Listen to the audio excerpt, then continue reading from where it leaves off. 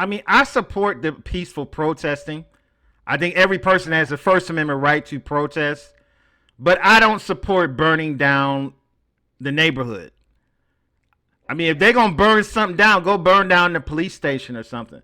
But to burn down working class neighborhoods and businesses, and a lot of these businesses being burned down are black businesses. I saw a video of an older lady, and she was talking about how her business was burned down, and she was complaining about it.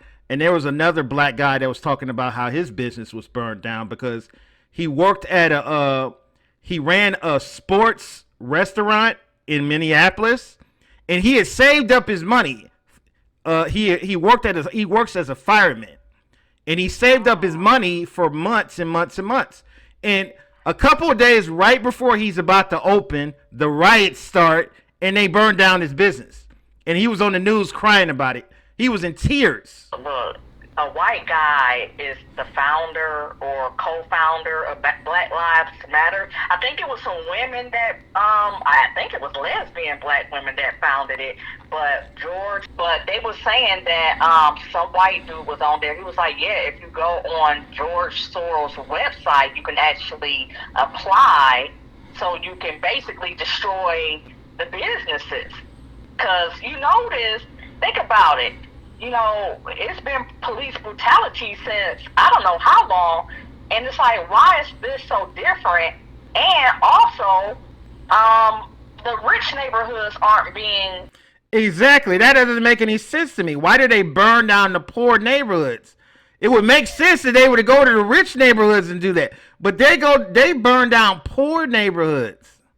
Yeah, I think they're just trying to destroy the economy. I don't know. I kind of think a lot of stuff is tied into this that we really don't know about because, you know, they had the coronavirus, and I think they was trying to maybe get a certain number of people to get wiped out from that, and then I think that didn't happen.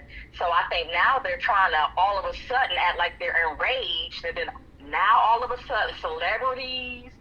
At first we wasn't even supposed to be within 6 feet of each other, and now all of a sudden this in particular death is causing a riot. Like, it just doesn't make any sense. And they're targeting mainly black neighborhoods, you know, and black businesses.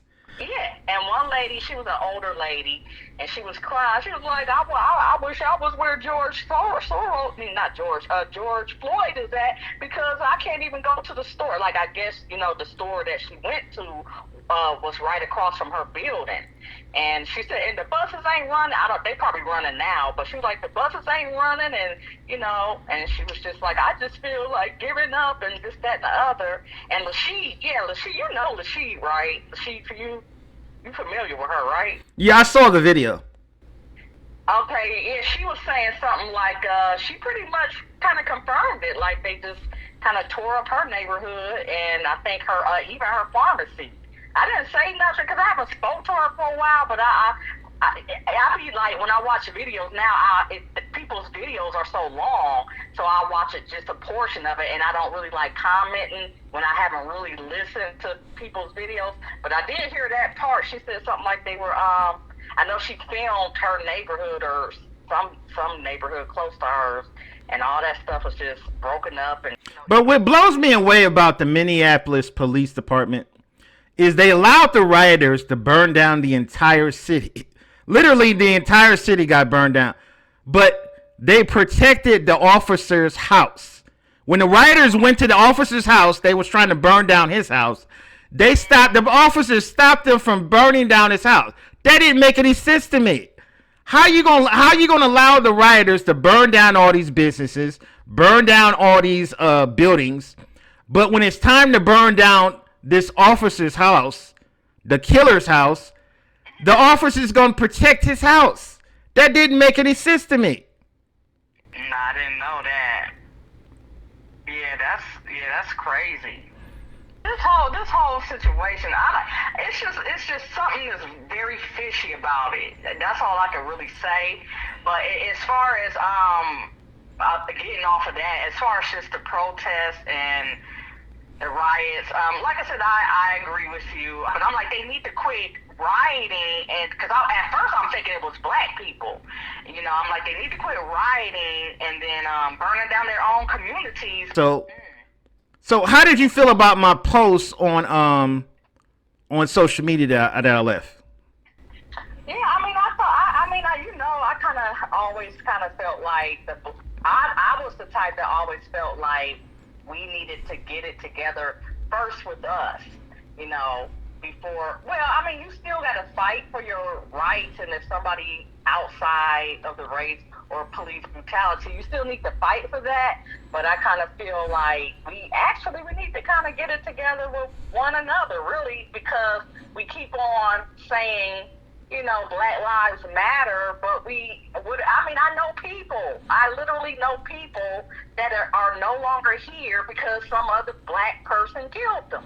Yeah, I'm tired of Black Lives only mattering when a white person is the killer. And then when we kill each other, there's no outrage. I think if Black Lives matter, it should matter all the time, not just when the killer is white. And I don't understand why the younger generation doesn't get that. The older generation gets that. When I speak to older black folks, they understand what I'm saying.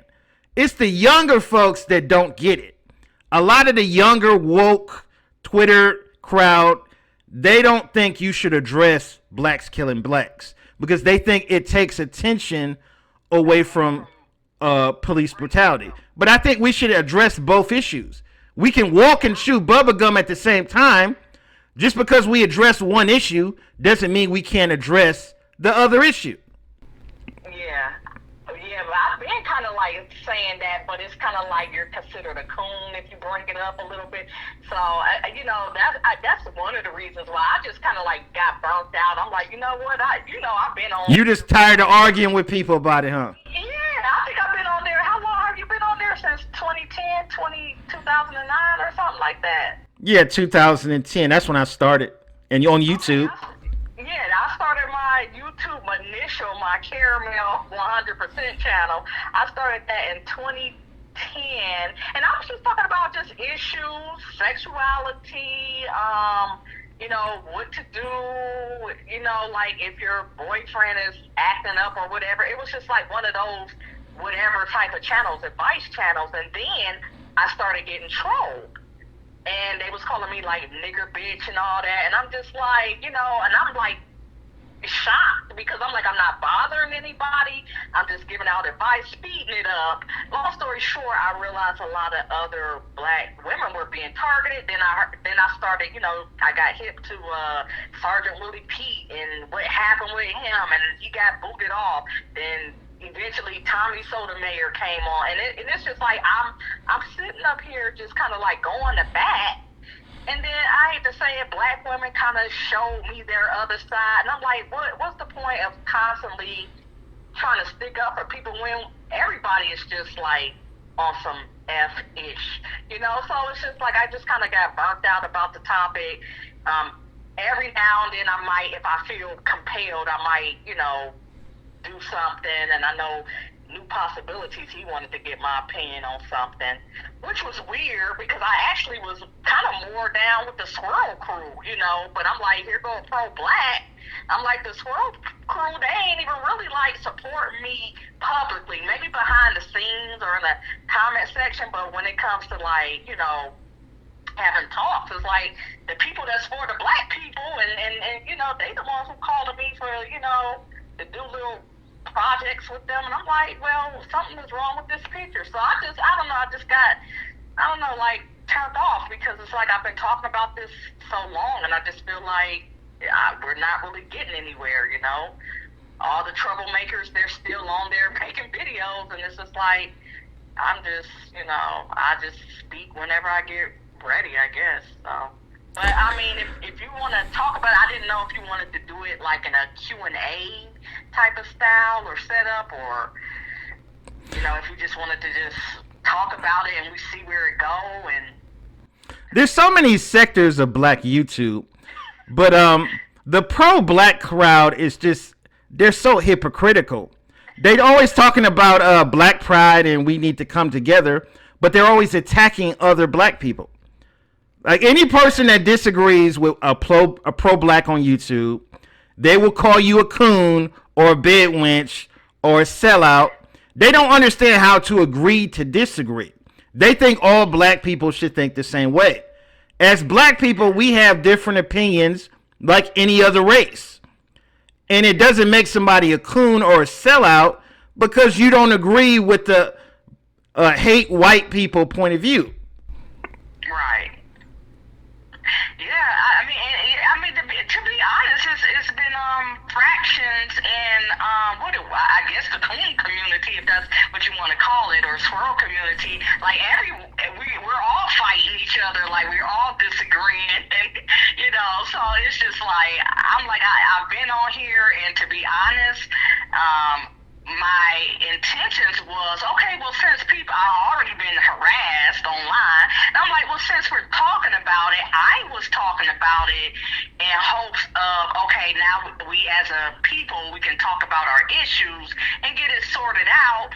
Then I will admit, I started making provocative videos, provoking. I started getting angry, at black men because I felt like they just wasn't listening. And then it just seemed like once you got rid of one troublemaker, like a Sergeant Willie P, I think he calmed down now. Then Tommy came on the scene, and I guess he was getting paid pretty good to talk about black women, and it was just like, once you got rid of one, then it was like the manosphere. It was like people just kept popping up, and it's like no matter how much we try to gather together to sort things out, that's what I was thinking. It was always somebody just causing problems. Then it's like I started feeling kind of bitter and discouraged, and then making videos that was kind of on the mean side. And I'm like, you know what? I don't even want to be angry no more. I'm like, I'm getting up there in age, and I'm like, I can't be spending my time just being angry all the time, So I'm like, I'm just. I get on there. I do watch videos sometimes, but I don't really watch them the way I used to. I'll be watching like those what you call them, like little cute videos where it tells you I forgot who am I subscribed to. I'm trying to look. I think it's called Psych to Go. It's like an animation, and it's like self-help. I'll be watching this little stuff. Like educational videos? Yeah, like educational.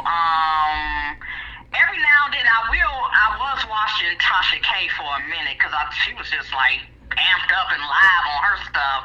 But that's like celebrity gossip. But I did watch that. And but yeah, like educational. Yeah, I've been watching mainly like Brainy Dose. Yeah, I see that in my subscriptions. Brainy Dose. That's like another like educational. Yep. So yeah, I hadn't even really. I just kind of went away from it. I just kind of like, So how do you feel about interracial dating? You like the swirl videos? Well, put it like this. I'm gonna say this much. Now, are we already being recorded, or are we just warming up? Oh, I started recording as soon as we started talking. Okay. Okay. So. Okay. Well, I'm just saying, screw it. I actually do support swirling and interracial dating, but I am a little biased. I do support it with black women because we outnumber black men, and I feel like a portion of black men, you kind of know the statistics, some are in jail, some are gay, so our dating pool is so freaking small, then some men just don't want to get married, because they got so many options. So I kind of approve of it for the black women. I hate to say it, but I don't approve of it for the black men because it's already a small little group of them. Oh, that's I support interracial dating. I just think people should be happy with the person that makes them happy, whether you're a black man or a black woman. If a man makes you happy, then you should be happy with that man, or vice versa. It shouldn't even be about race. It should be about the person that makes you happy. So when I see a lot of people that say somebody shouldn't date somebody because they're black or white, it doesn't make any sense to me.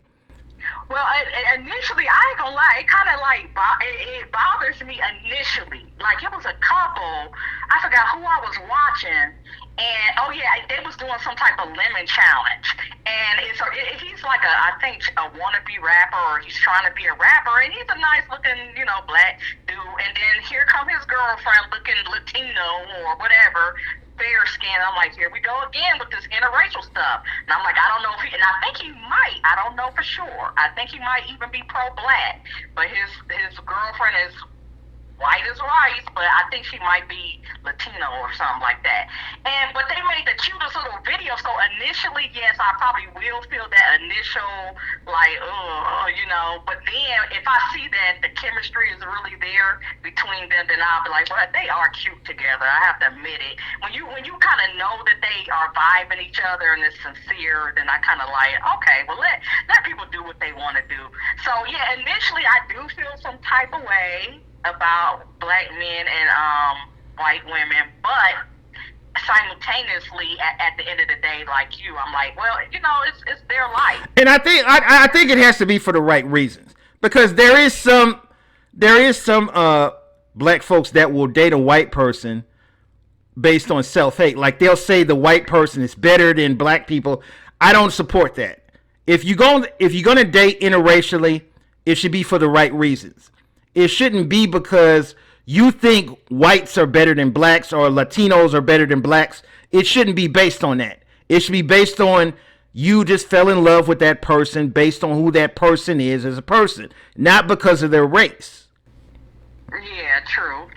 But you're right. Some people, and you're right. Some people do that. They do that. They look at themselves and don't like themselves and put the other race above. And that's kind of like a telltale sign that they are dating someone of a different race for the wrong reason when they start putting down their own race. If you love somebody, if you were a white woman, you don't have to say anything. You don't have to say anything about a black woman if you're sincere. Exactly. You don't have to put down black women if you're dating a white woman. Yeah, but if you always looking over your shoulder, having to make a little remark towards a black woman, that means either A, you really want to be with a black woman, or you're just doing it just to stir up views if you're doing it for attention. So some people just do it just to get a reaction out of people, to get people talking and fighting and, and celebrities. At first, because when I first got on YouTube, I'm thinking you might remember, I don't remember celebrities really going in on black women. I don't remember it, but it seemed like after a certain amount of time, when it got popular on YouTube, then next thing you know, you're hearing these little comments from these rappers and, what's his name, Lil Wayne, making a remark. Yeah, Kodak Black said something. He said dark-skinned women ain't shit. And he looked like a monster. Yeah, he looks horrible. I'm like, he looked like a straight up monster, but it's just like, but yeah, I think, what's his name? Professor Griff, he said something like, because he was in the industry, and all these videos I can't really find right off the bat, but he said that basically the industry was basically in a nutshell telling black men to say something, make a little snide remark, or date outside their race when they hit it big. Like, they would like, I don't want to use the word program black men, but they kind of like are encouraging black men to just make a remark. Because like I said, when I was growing up, yes, the celebrities, they did marry light-skinned women or white women, but they didn't dog out black women. Now, all of a sudden, that's what they're doing. But I think a lot of the pro-black men are hypocrites, because a lot of these pro-black men have kids with white women. Some of them are married to white women, and then they'll go on YouTube and social media and call black women bed wenches for dating white men. That's hypocritical. I mean, I could call out a name. I know somebody that has done some documentaries about, black people and black people, black people this and black people that, and the white man this and the white man that. But he was like, raised the flag of Europe on a white woman, like basically he'll sleep his little biracial wife, and Tariq Nasheed's wife is half white. He's advising his crowd to not be with a biracial woman that has a black mom, you know. So he's one of those too, where, you know, I guess he's biased too. I'm a little biased, but I'm biased for a good reason. I'm biased because of the numbers. Now, if it was a surplus of black men and a small puddle of black women, then I would see why black men would be upset. But it's kind of like, okay, let us, and this is just how I kind of look at it.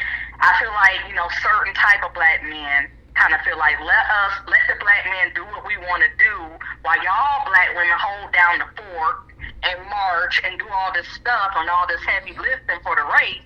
But when we, you know, make it, we going to go off to Susie or Karen or whatever the name is now, and we going to, you know, just it's almost like we're treated like, what they call it, mules. Like, you know, they want us to do the heavy lifting, the marching, the, you know, let's protest. I don't do that protesting stuff. I just don't do it. I'm like, if I don't personally know this person, unfortunately, I'm not about to do the protest. But if people want to do that, that's their business.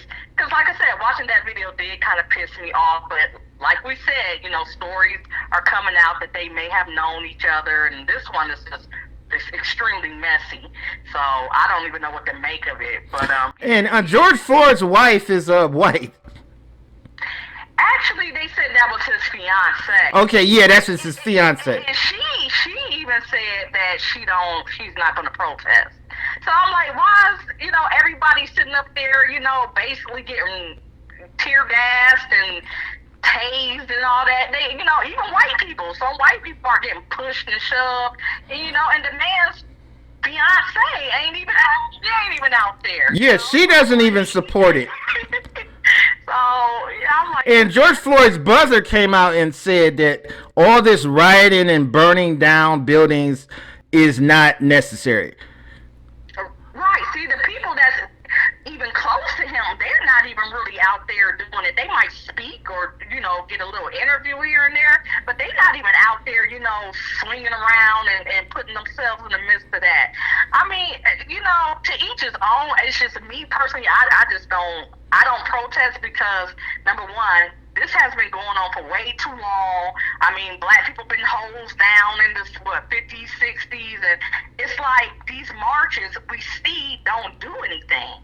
So, you know, I mean, but I understand you got to get that energy out of you. You're frustrated, you're mad, you're looking at it online and on video. And this is another thing I wanted to address, because some people is like, well, white people get killed by cops too. But I'm like, but see, what we don't see, and I'm not saying there's nothing out there on tape, but we don't really see white people getting shot and it being retweeted and you know. Well, the media. We not constantly. It's the media. And getting, you know, killed by the cops. But it's the media. Like nothing gets better ratings than a white cop killing a black suspect, and the media makes money off this. When you look at the statistics, there's twice as many whites who are killed by the police as blacks who are killed by the police. But the reason why the media only covers police shootings when it's a white cop, black suspect is because it gets ratings. It makes money. So it's really about making money for the media.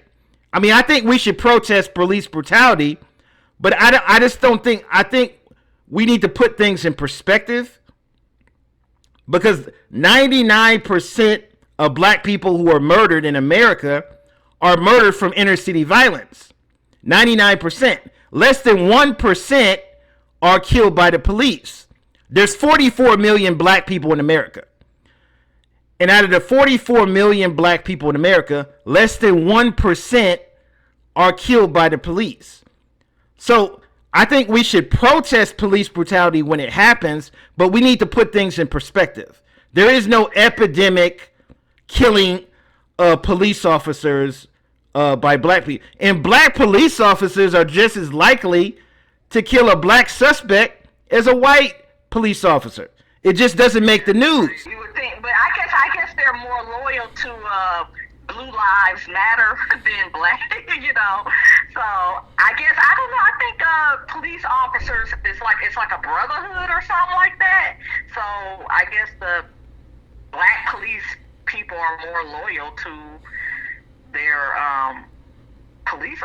fellow police officers more so than, you know, because I know those black police officers see what's going on. But you know what? Some do speak out about it, and I've heard that one woman, she spoke out. Who got killed? That guy, he got killed in the car with his girlfriend sitting right next to him. David Castile or something Castile. Philando Castile, that was his name. Yeah, and some black woman. She was like, if you scared, you know, she was basically talking about the cops. And she was a cop herself. And she was like, if you scared and don't know what to do and you so quick to shoot, basically she was like, get the F off the job. Like, if you don't know what to do with your gun and you too scared and you shooting people. But she got fired. I heard she got fired. You know, so when they do speak out, some of them, I can't speak for all of them, but when they were speaking out in the past, I think it might be a little bit more acceptable now because they're pushing whatever agenda they're pushing. But yeah, in the past, I think they would get fired for expressing their anger online in a public forum. So I don't know, but yeah, that's crazy. Like, no black man should be killing another black man. But it's not unless a black man is like crazy and killing and aiming guns at them, but not over anything that's petty, like, you know, he got a bag of weed or something like that, and yeah, shot up or something like that. I mean, every police shooting is different. I think some police shootings are not justified, like the Philando Castile. I thought he was completely innocent. He even told the officer, I have a gun. I'm a licensed gun owner. And as soon as he goes to reach for his gun, the officer starts shooting. So that the officer that killed Philando Castile should have been charged and prosecuted. And they never arrested him, or they arrested him, but they never charged him. Oh, okay, yeah, I'm not surprised. Yeah, so yeah, this is crazy though. I like I said, this whole situation just feels really, how can I say it? Like, it feels like they did this for the sole purpose of trying to, like I said, trying to crash the economy and loot black businesses and basically like Black Wall Street. Like, this is another form, I feel, of when they took down Black Wall Street and blew that all up, you know, and they ruined a lot of black people's businesses back then. I just feel like this is just another form, except it's hidden behind Black Lives Matter. And this is the thing about it. I support Black Lives Matter protesting police brutality, but I don't support them burning down black neighborhoods every time somebody gets shot by the police. That makes no sense to me. That does nothing but hurt the black community. It hurts black neighborhoods. It hurts black businesses. And every time I try to explain this to younger folks, they don't understand that, because a lot of these younger black folks have never owned a business. They've never ran a business. I've owned a business. I know how hard it is to be a black business owner. And to have your business destroyed over some bullshit that you had nothing to do with makes no sense. And what a lot of younger folks will say is that person had insurance, that person had insurance. The insurance doesn't cover everything. If you're a small business owner, whether it be you own a barber shop or a beauty salon or a car wash, if you're a small business owner, the insurance doesn't cover everything.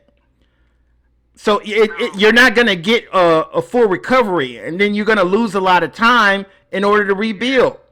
So this is what a lot of these younger folks don't understand. So do they say anything specifically? Like, do they be like, we don't care? Like, when you mention it to them, like, what do they? They don't care. They don't care. They think burning down the neighborhood is fighting for justice, when you're not fighting for justice by doing it. You're just making it harder on on that neighborhood. You're making it harder on black people. Okay, so I'm gonna ask you a question. What do you think is the Like, what do you think would be the best way to get the message across? Because you did mention something about peaceful protest. Do you think if everybody just was peaceful about Well, I it? think you have to get people in office who are going to address the problem, and you have to and I think peaceful protesting, and you have to elect people in office who are going to change the problem, who are going to put real police reforms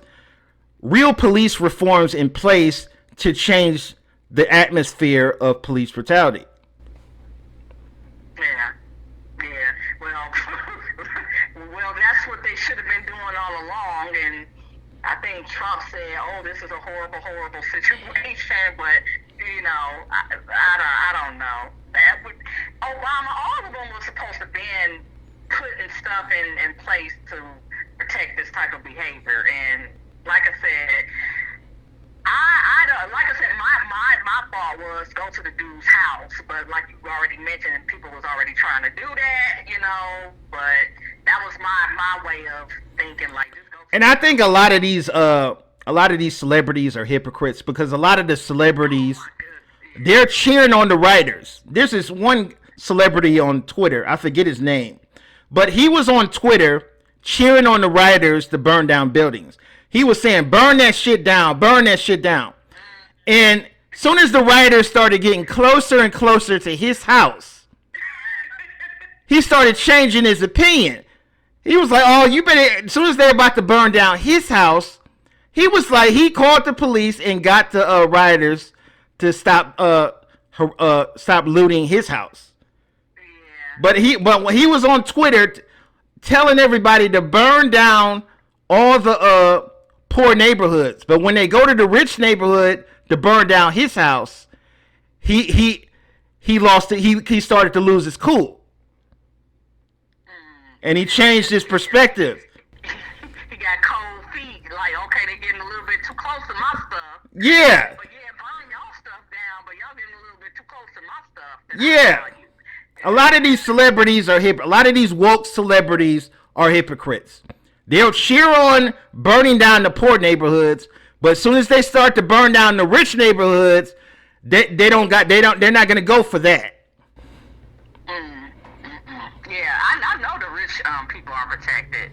This is almost like, I feel like the Hunger Games. It's like, how the people, I don't know if you've seen it, but it's like the elite was controlling everybody while the people who was trying to survive was just on the ground getting killed and getting all messed up by each other. It just kind of remind me of those type of movies where the rich, they're not really gonna get as affected as the common man, and that's even black or white.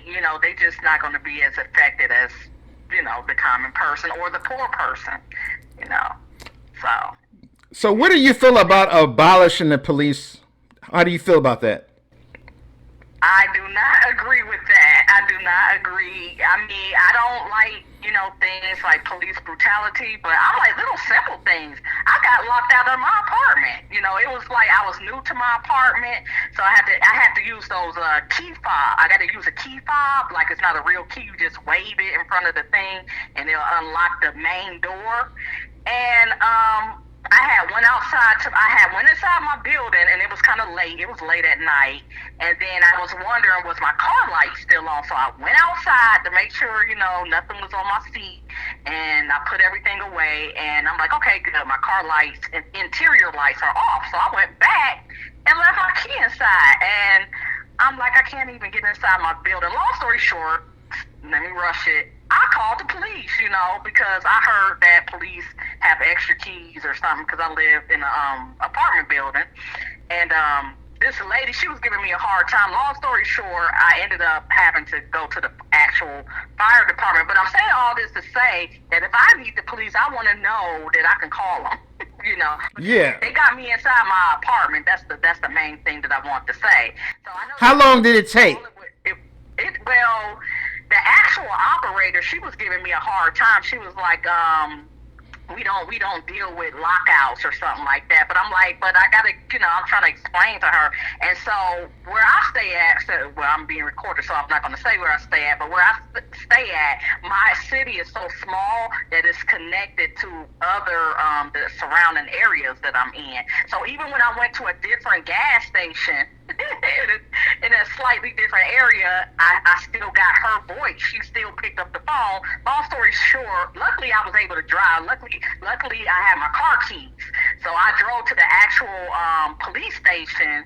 They didn't really do nothing, but he did tell me. He was like, go next door to the fire station. And he was like, they might be able to help you out. So I went to the fire station, rang their buzzer, and mind you, I'm sitting up here trying to hold myself together because I didn't have on no bra, no nothing, because I didn't know I was going to get locked out. But the fire people, they was basically asking me for my name, and I'm like, all my ID is inside my house. And I was like, but when you... Oh, you didn't have any ID?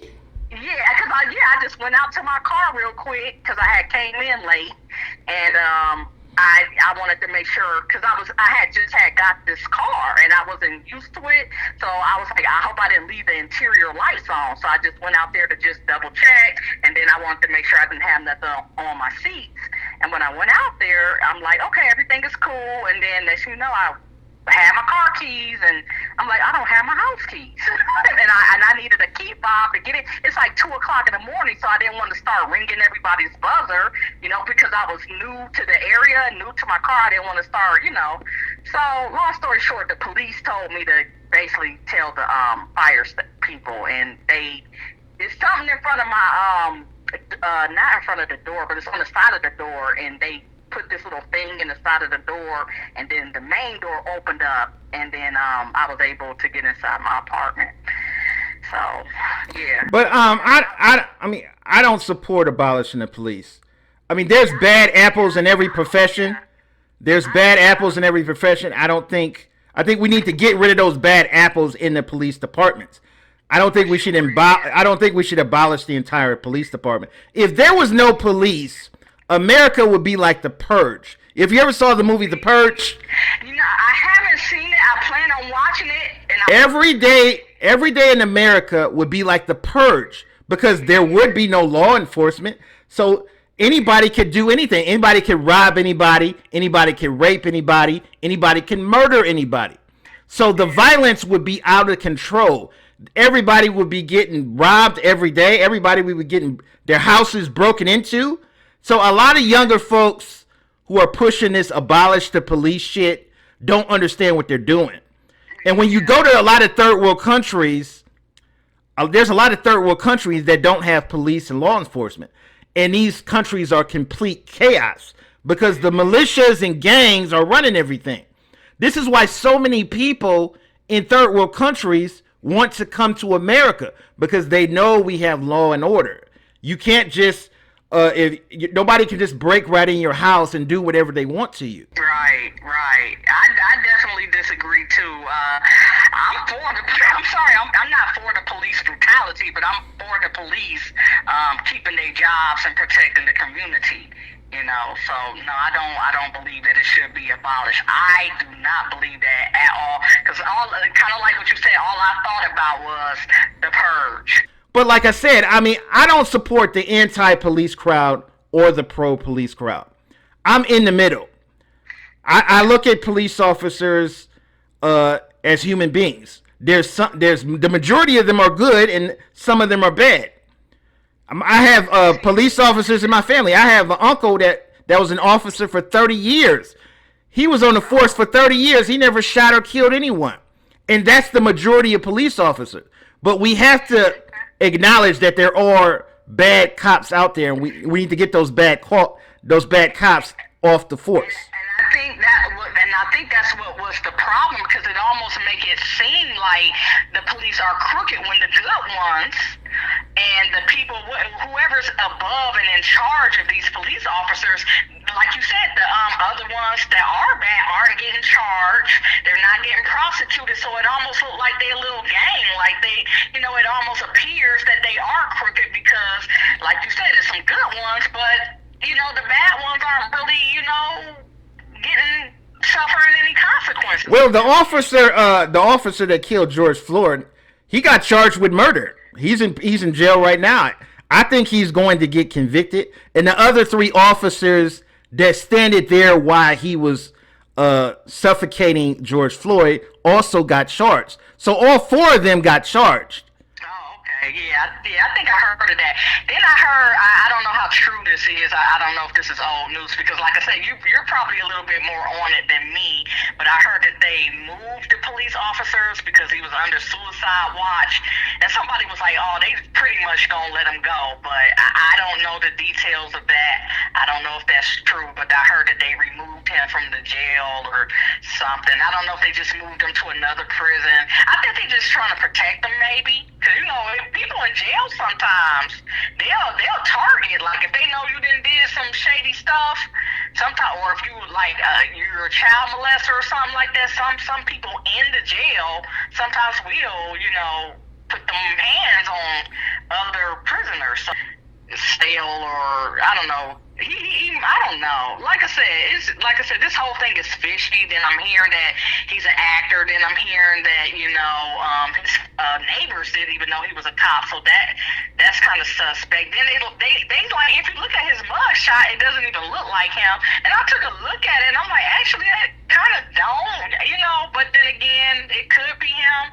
So it just, like I said, this whole situation is just fishy. But like what you said, I do believe that, like a lot of cops, like I said, just like the ones, even when I get pulled over, I don't have no problems, and I don't know if that has anything to do with me being a woman or anything. But I've been pulled over 100 times in my life, and I've never had any problems with police because I know how to conduct myself when I get stopped by the police.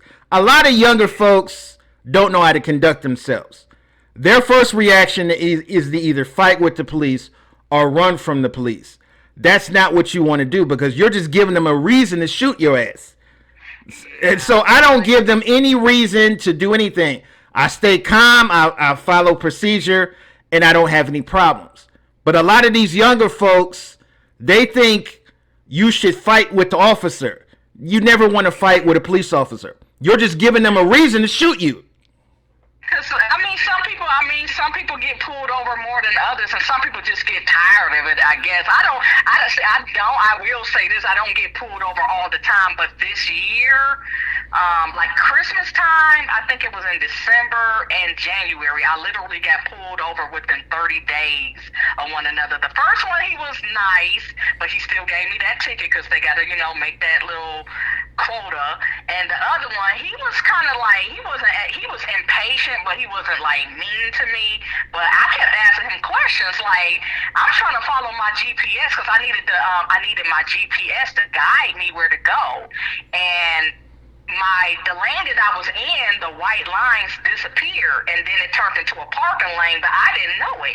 And the police cruiser was right on my side. But long story short, I kept on asking him questions like, well, what is this ticket about? I wasn't like nasty with it. I was just asking him questions, and then he was like, look, just go to the court. And, so he was like a little bit impatient, but I wasn't like scared for my life or anything, or else I wouldn't have said anything. I just kept on asking him like, well, I had to make a right turn. I said, you see this GPS right here? I got to make a right turn, so I stay in this lane, But yeah, like I said, I just, I conduct myself pretty good. I think prior to that, I got pulled over maybe in 2017-ish, I think. So it was like maybe 3 years ago.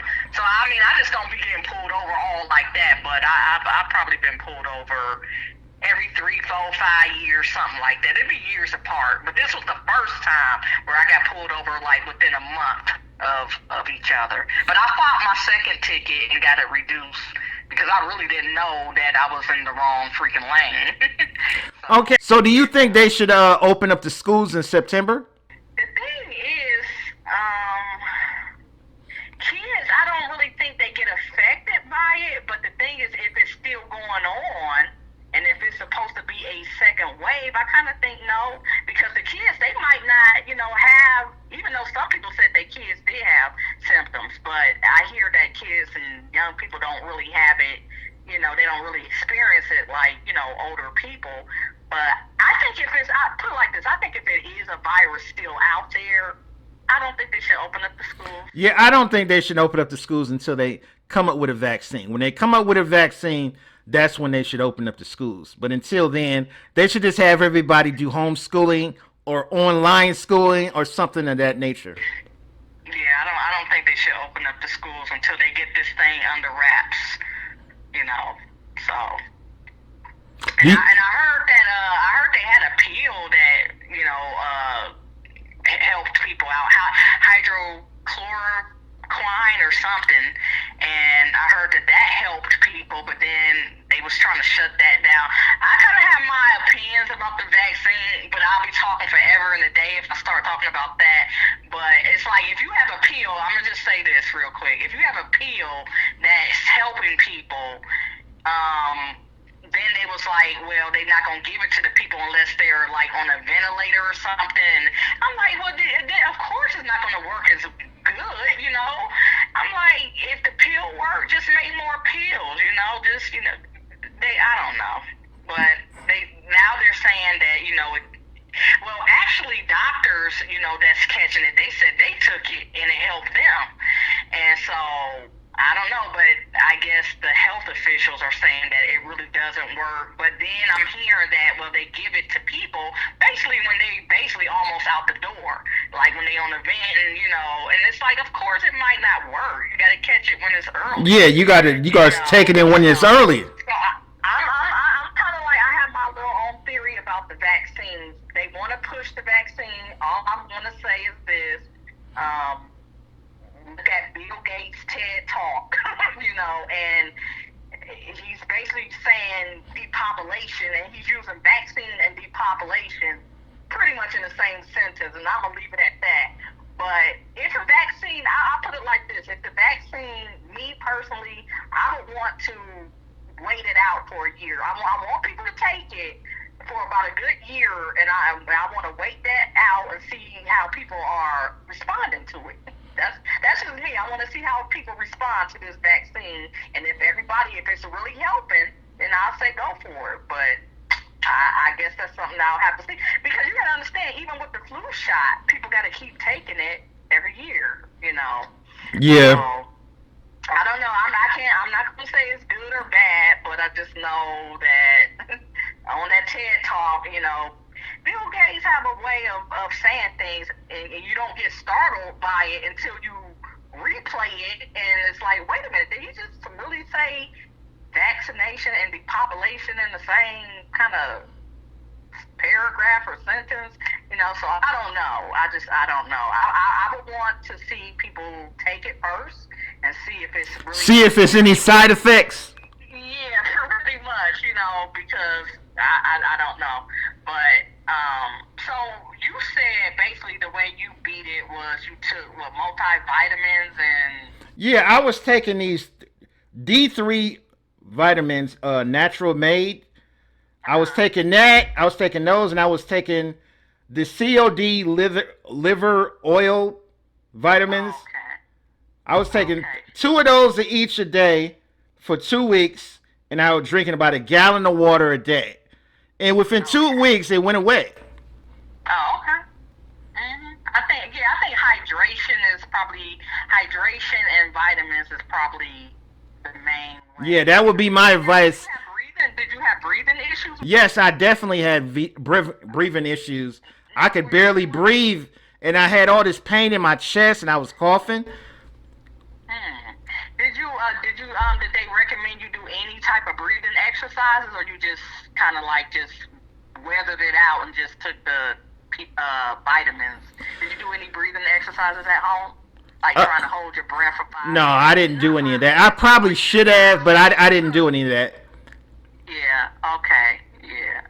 Some people, they'll hold their breath for 10 seconds, and they'll probably do that on the hour, every hour, and for a couple of hours. And I don't know if that works. I don't know if it's all in the head or whatever. But one guy, he was an elderly guy. He said he would breathe in through his mouth and hold his breath for maybe about a couple of seconds. Then he he'll do it again like a minute later, hold his breath. And then somebody in his comment section was like, "How often do you do it?" He was like, he do that like every hour, like hold his breath for a little bit for at the beginning of the hour for about twice, hold his breath for about 5 or 10 seconds.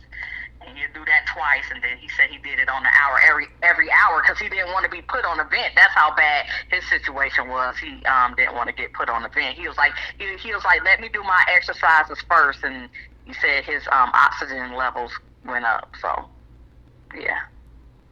Yeah, okay. It was been nice talking to you. So you still go by the name Caramel 100? No, I'm Nellie B 3000. Nellie B 3000. Okay. Yeah, I kind of go on that channel every so often, but like I said, I don't do it. Honestly, I don't really upload consistently unless, like I said, if a topic just really hit me and I really feel compelled to speak on it, then yeah. I first started watching your videos around 2010. And you were going by Caramel 100. Yeah. And yeah, your channel was pretty big back then. Didn't you have like 3,000, 4,000 subscribers? I was the man, yeah. No, actually it was probably like close to 2,500. It wasn't like huge like yours, you know. It was, but I was kind of up there, and I was, you know, getting a lot of people to respond to me. Yeah, it was, like I said, I started off pretty lighthearted, and then I kind of like went down this rabbit hole. You know how YouTube can take you down a rabbit hole, and you're like, where am I? Let me get up out of here. But you say you ended up changing your whole stuff completely, because I know you was talking about similar things, but you switched that up, and... Yeah, when I first started off on YouTube, I was struggling. I would say the first year, I may have had maybe a few hundred subscribers. And then what I did about 2012, I started doing Where Are They Now videos. I would do like, I would take like a celebrity that people haven't heard of in years, and I would do a video about them and talk about what that person is doing now. And these types of videos started getting hundreds of thousands of views and millions of views. And I started monetizing my videos, and I started making a pretty decent amount of money. Mm-hmm. Yeah, I remember we talked about that. You know, I remember you was telling me about that. So is it? I know YouTube changed their rules around how. Yeah, it's harder to monetize your videos now. YouTube changed it where you have to have 1,000 or more subscribers, and you have to have 14,000 watch hours, and you have to. It takes 30 days because they have to monitor your channel to make sure everything is advertiser friendly in order to get monetized. So it's really hard to get monetized now for somebody who's just starting out. Okay, yeah. So, because I know they did something. I mean, I don't really want to talk about this too much, but they did something similar with the ebook, with Kindle ebooks, where they introduced this Kindle Unlimited program. So if you were like self-published, you wouldn't even really get paid for it, because they had a program where you can, almost like a Netflix subscription. Once you pay your $10 a month, you can watch any video on Netflix for free. So the people that was doing the Kindle books, a lot of them got out of that because Kindle introduced a program where you can subscribe and for like $9.99 a month or something, and you can basically read all these books for free, except the ones that were published under like professional publications. But if you just wrote a book on your own, so a lot of people kind of got out of that too. So I was like, okay, you know. But yeah. As far as like if you were to make the same video, like Where Are They Now, would it still give you the same amount of views, or is it dwindling, or is it different? No, it's still doing pretty good. I did a video on the rapper Ya Kid K. You remember the girl from the 90s? She used to be a rapper on the rap group Technotronic. She sung the song pump the jam, pump it up while your feet are stomping. Okay, I did a video about her, and she responded to the video. She contacted me and responded to the video, and that's what really blows me away. And she gave me some more information about why she stopped making music and why she quit the industry. Because you remember when they first came out, they tried to hide her identity because she dressed like a dude. She's a girl who dressed like a dude. Yeah, I'm looking at it. I see it now. You know, I didn't know. I know the song, but I didn't know her like that. To be honest, but when you started singing the song, I remembered. Yeah. And yeah, she was real popular in the '90s, and then she just fell out of the radar. But when she contacted me, she sent me an email, and then we spoke over the phone, and she was telling me she lives in Nigeria. She has 6 kids, and she was telling me about why she no longer is in the business and everything like that. Did you think to do a interview with her, or it was just kind of like casual conversation? Yeah, it was casual conversation. I might try to get an interview with her. I don't know. Oh, okay. Because I know I did an interview. I don't even really want to admit that she didn't kind of, Dina Jacobs. She was I was gonna say Little Kim. Kim Kardashian's #1 hater. I did an interview with her, and she didn't really speak much about the industry. If you YouTube search Kim Kardashian's #1 hater, you're gonna see a dark-skinned black woman.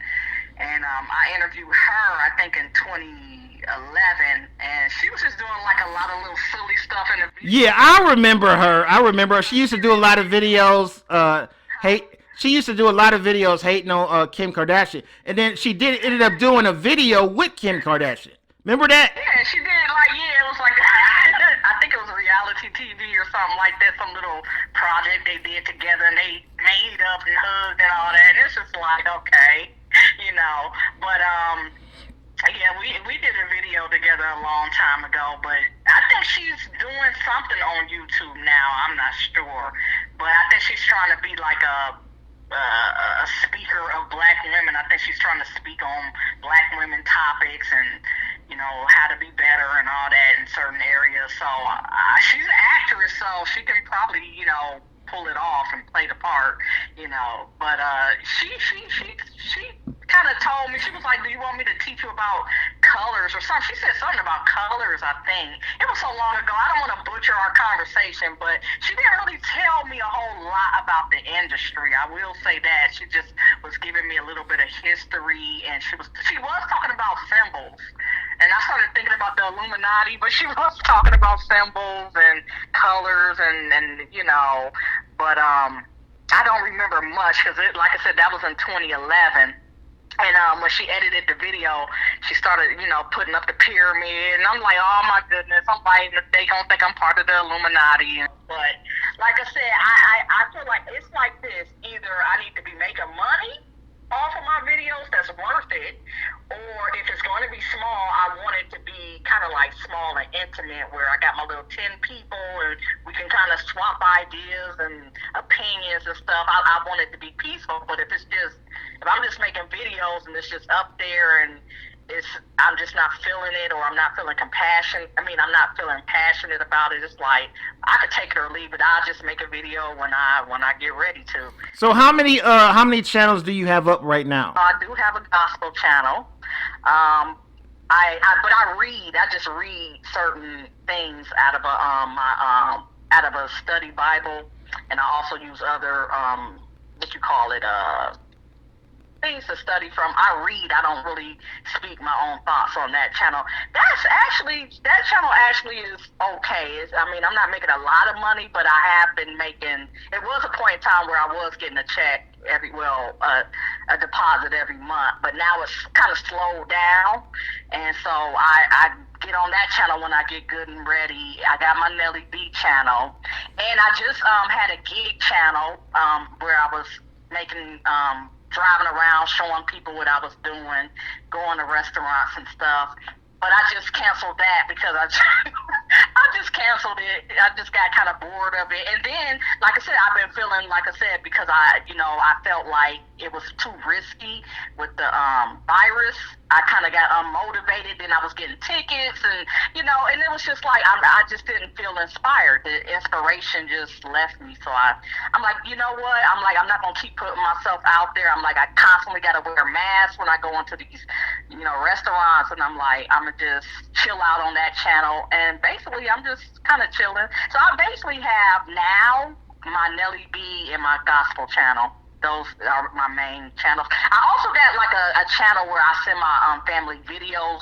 Like if I want to be silly or something or sing something that I don't want my regular audience to see, I'll just put it on unlisted and send it to my family member. But yeah, my main channel right now is still Nellie B, even though I don't have no real videos on there, and a gospel channel that I don't really share with other people.